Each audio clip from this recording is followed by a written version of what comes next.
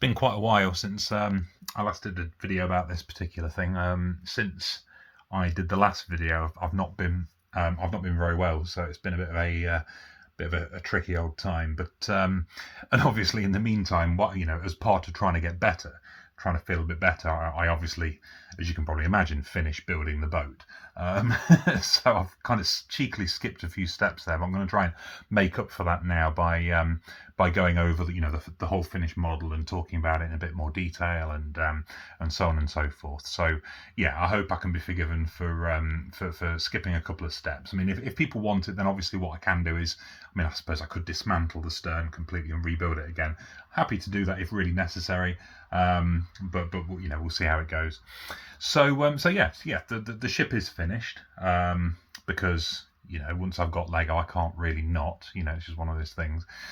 So let's have a look at how it goes. So the whole thing is obviously, as you can probably imagine, pretty big. I mean, this is the nice little nameplate that you get for it, which uses the same bricks that you get in the Lego typewriter set, which is quite a nice idea. That's quite clever. But we can zoom out a little bit just to get a sense of size. Okay, so I'll just kind of keep going. There we go. Keep going. Keep going. Keep going. Keep going. Keep going. Keep going. Keep going. Okay, and I can't actually get very much further back than that. There we go. That's pretty much all in view there now. Okay, so that is it. I've put a few other models around it and a few minifigures on it, just so you can get a bit of a better sense of scale. Because everyone knows how big a Lego man is, or Lego woman in these two cases. So yeah, there it is. There's the whole thing. It is very, very, very large.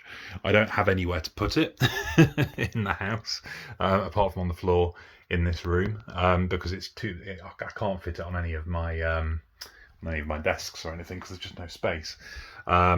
So there's nowhere like in the rest of the house where it'll fit. I mean, what it really needs is a nice big shelf somewhere, nice sturdy, well put up shelf, which is way beyond my capacity as a person that can make things happen.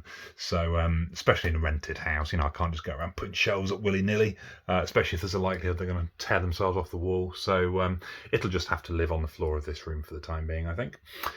So yeah, there we are. So just to give you a sense of scale, then here's all the minifigures were put together by the child, so they're all a little bit peculiar, or indeed scary, as in this case.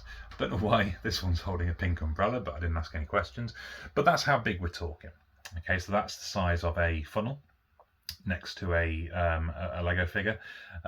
Here's it compared to a couple of kind of typical size vehicles and things like that.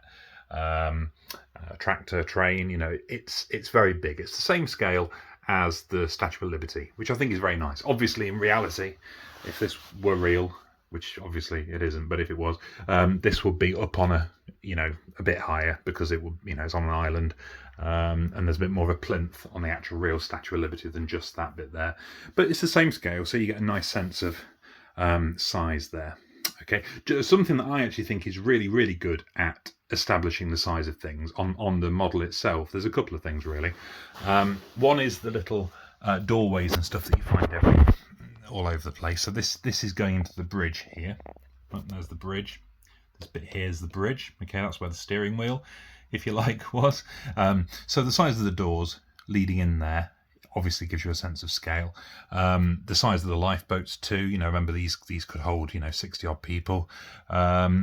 And probably the nicest touch is these little benches. Okay, these little brown benches like this one here. Okay, that gives you a really nice idea of the sort of scale that we're talking about. So yeah, there we go.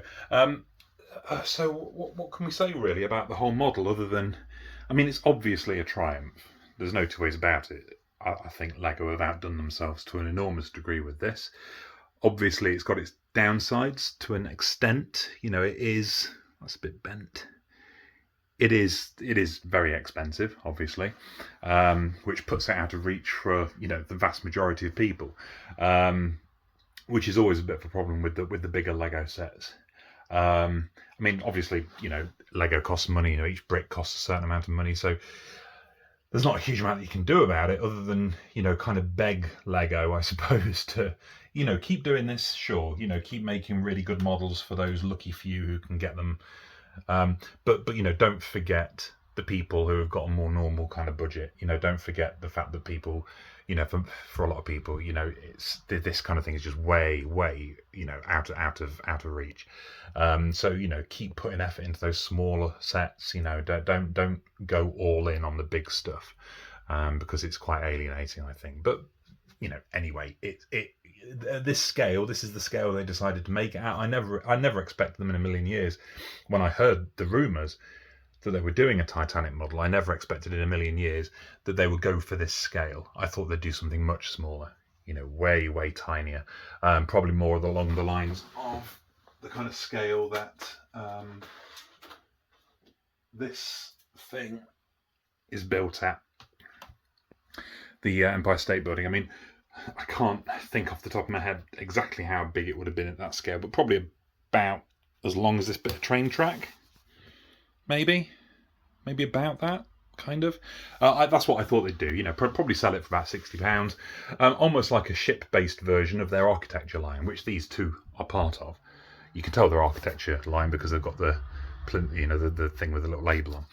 I thought they'd go along those lines, but they didn't. They went big. They went all out, and yeah, there we go. There's the result. A model that no one can store in their own homes. Right, so let's have a look at some of the details and the bits that I like, the bits that stand out for me. The bow is very well done. I talked about this quite a lot when I was doing the building videos. You know, the shape of this here is very difficult to get right, and I mean, it's not perfect, but it'd be pretty much impossible to get it to be perfect in Lego. So they've done a brilliant job of making that work.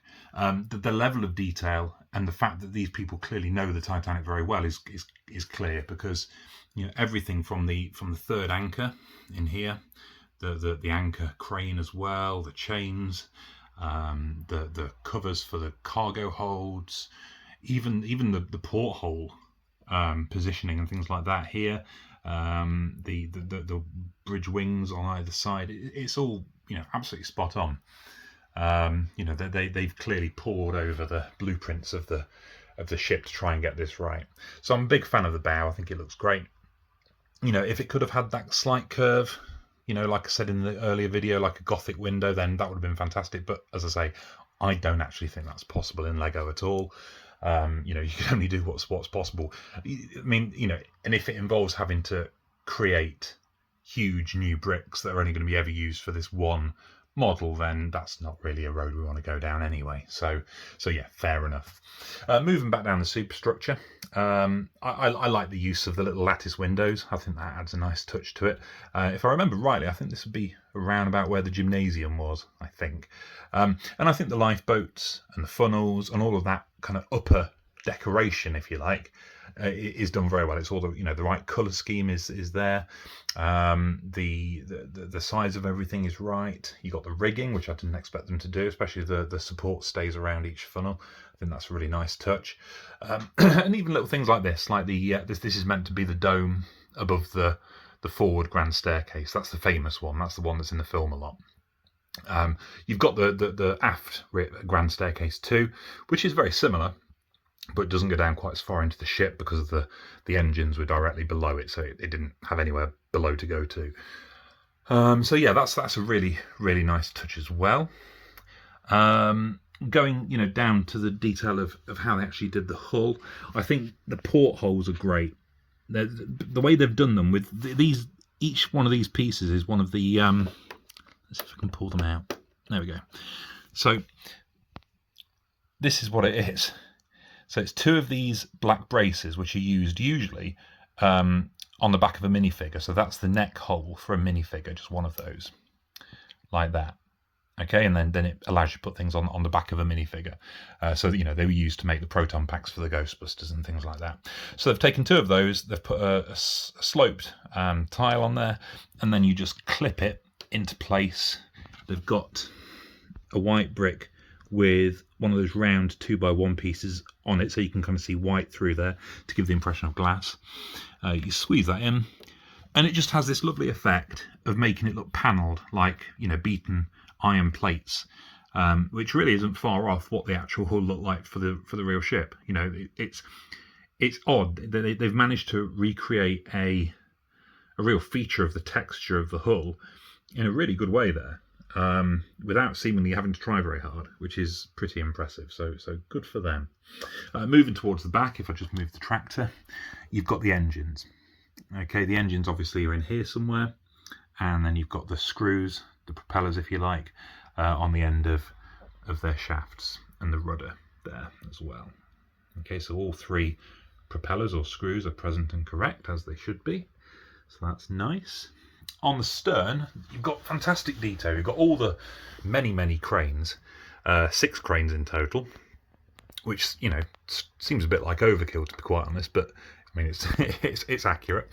You've got the well deck there with the cargo hold covers. You've got all the benches on the stern, on the poop deck there, and the kind of observation platform there as well. This is used to tighten the rigging, so you can make it all droopy, or you can make it more taut.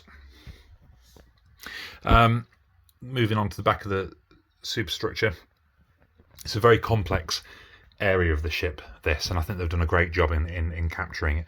You know, all these kind of overlooks and overhanging bits, and the entrances to the promenade decks, and the vents and all that kind of thing have been done very well.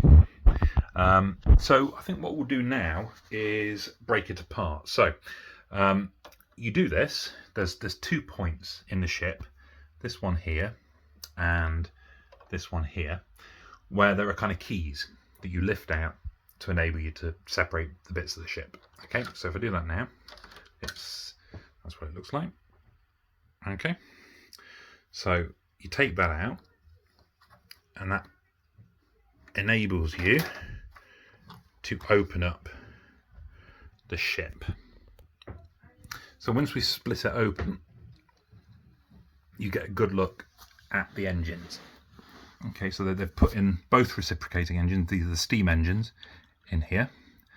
Okay, actually fairly faithful recreations, and as you can see, they do the whole piston movement thing really nicely. And as you do that, they actually turn, which is lovely. Just a nice little feature there. And right inside there's also the third engine as well, but you can't see that once it's in the ship. That's it. You're never going to see it again unless you smash it. So that's deep in the belly of the thing. And as I showed you earlier on in the other videos, you just got these micro scenes of the interior of the ship. So at the top here, you've got what would it be? Smoking rooms probably. And you know, various reception rooms there, and then cabins below with different carpets denoting different kind of classes. You know, so these kind of deep, rich red carpets I think are going to be first class staterooms. And then below that you've got second and maybe third class as well. And the same on the other side, of course. And then if we take the other key out, move Scary Lady, take that out like that, and it splits apart really quite easily. So you end up being able to kind of look at it like this. And as we saw earlier in the other videos, again, you've got really good interior, including the swimming pool and the boiler room, which is really nicely done. Really well done. And the same on the other side. So you end up with, you know, 3 sections. And to be fair, when it's in that state, it's much easier to store. You know, you could kind of, I don't know, put them, you know, all 3 bits side by side, but it would look a little bit peculiar and also slightly macabre. So I don't see many people doing that. But it's a very nice touch that they did that. I mean, they didn't have to do that at all. They could have just made it completely rigid, you know, just one big model, you know, without any of the interior detail. It would have saved probably quite a lot of bricks. But it wouldn't have been so interesting. And to be honest, it would have been much more difficult to transport as well, you know, for when people move house or need to take it elsewhere. So I suppose, you know, on reflection, even though it made it probably a little bit more expensive, it was a good move. Right, so that's really my thoughts on the thing. I mean, I think it's probably my favourite Lego set that I've ever had. I mean, I've obviously had a lot of Lego in my time. I've got a lot of sets that I really like. I've got ones that I've designed myself that I really like, but I think this is so far above and beyond all of that. It's in a league of its own, really. So yeah, I mean, all I can really say is thank you to all those people that donated, that bought me coffee money, that I could put to make this happen. It's hugely appreciated, and even now I still can't quite believe that people were willing to do that. So thank you very much. That was really tremendously generous and kind. And as I said at the very beginning of the video, it turned out that it was quite, ended up being very useful, because I went through a bit of a rough patch health-wise in it, and it really helped me through that, finishing off the build, even if I couldn't do videos. So yeah, it's been a real boon, and I hope you've enjoyed seeing it in its finished kind of glory with these other bits and bobs. Just while I'm on this topic, this is my own design. This steam locomotive here. It's probably after the Titanic, it's probably my favourite thing that I've designed. Just because it's a train. So there we go. I just wanted to get a shout out to that in. So there we go. Right. So I suppose what's left for me is I need to put this back together now, and also tidy, because that's a mess.